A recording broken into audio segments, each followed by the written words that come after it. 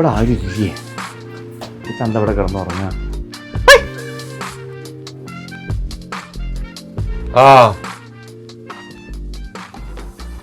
നിങ്ങൾ എന്താ മനസ്സിലായി ഈ രാവിലെ തന്നെ കിടന്നുറങ്ങാൻ നിൽക്കണേ? ഒരു ഒറൈസ് അടിയാണേ.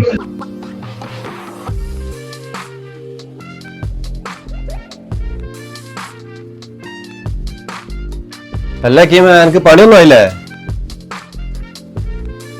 എന്ത് പണി? രാവിലെ പെരീന്ന് തന്നെ ചോദിക്കും. ഞാൻ ലീവിന് വന്ന് പോകാൻ പറ്റില്ല. എന്തെങ്കിലുമൊക്കെ ശരിയാവും.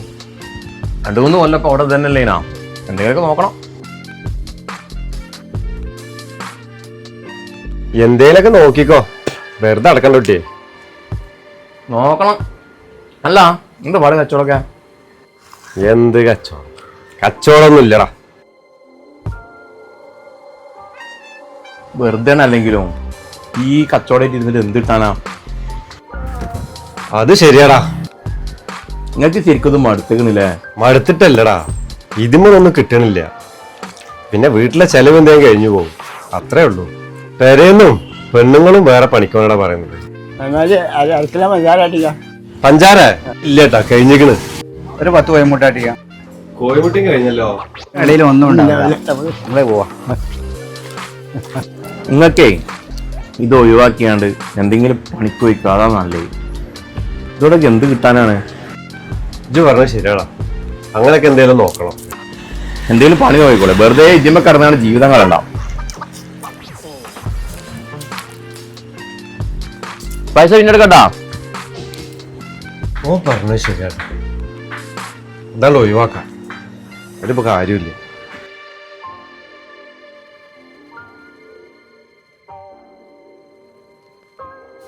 അക്കിമാക്ക ഒരു 2 കിലോ പച്ചരി അടിക്കാണ്. പച്ചരി എടുത്ത് കൊടുക്ക. വേറെ എന്താണ്ടി? വേറെ കുറച്ച് പയറൊന്നാളെയും. പയറ് നാടനല്ലേ? ആ നാടൻ പയർ നല്ല പയറാണ് കേട്ടാ. നമ്മ വണ്ടിക്കാരോട് ഒന്ന് വിളിച്ചു പറയട്ടാ, സാധനങ്ങൾ ഇറക്കാൻ പറയട്ടാ.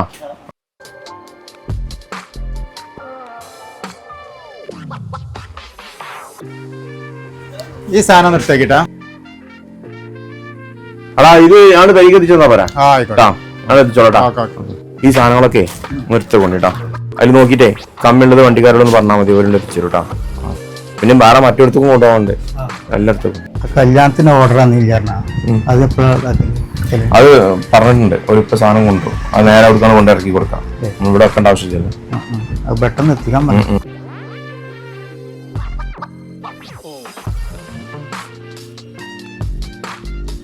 ആ റഷീദേ,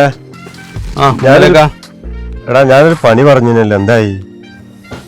അല്ലേ മലേക്ക, പണി ശരിയായില്ല. എപ്പോഴും ഞാനാണെങ്കിൽ എൻ്റെ ശ്രദ്ധയിൽ നിന്ന് വിട്ടും ചെയ്ത്. എടാ 1.5 മാസമായിടാ ഞാൻ ഈ പണി തിരഞ്ഞെടുക്കണം. ഒന്നും ആയി കിട്ടുന്നില്ല. വീട്ടിലാണെങ്കിൽ ഒരു സുഖമില്ല. അല്ലെങ്കിൽ എൻ്റെ മലേക്ക, നിങ്ങൾ എന്തിനാ കട ഒഴിവാക്കിയത്? നിങ്ങൾ എന്ത് വിഡ്ഢിത്താ ചെയ്തത്? അപ്പോൾ അവിടെ നിന്ന് പോയി നോക്കാണ് നിങ്ങൾ. വമ്പം കച്ചവടപ്പം അത്. അത്രയും നല്ലൊരു കട ഉണ്ടായിട്ട് നിങ്ങൾ അത് ഒഴിവാക്കിയില്ലേ? ആ കട ഇപ്പൊ അവിടെ ഉണ്ടോ? അതിനിപ്പോ ആരാ കട നടത്തുന്നത്? കട നടത്തുന്ന ആളെ നിങ്ങൾക്ക് കണ്ടാ അറിയാം. ഒന്ന് പോയി നോക്കി. ഏതായാലും ഞാനൊന്ന് പോയി നോക്കട്ടെ.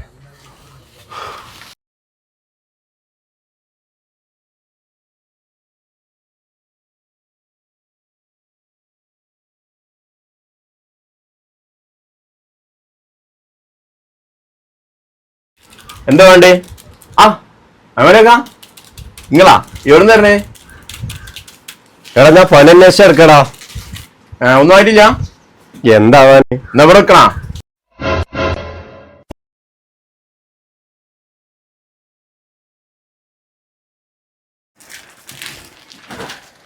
കലാമ ഗോഡൗൺ തുറന്നു കൊടുക്കട്ടാ.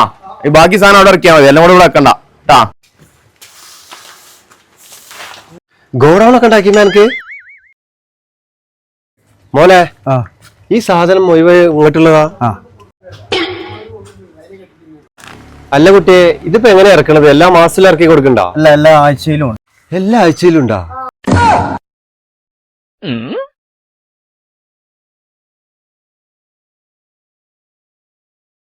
എന്റെ ഗോഡൗൺ എവിടെ?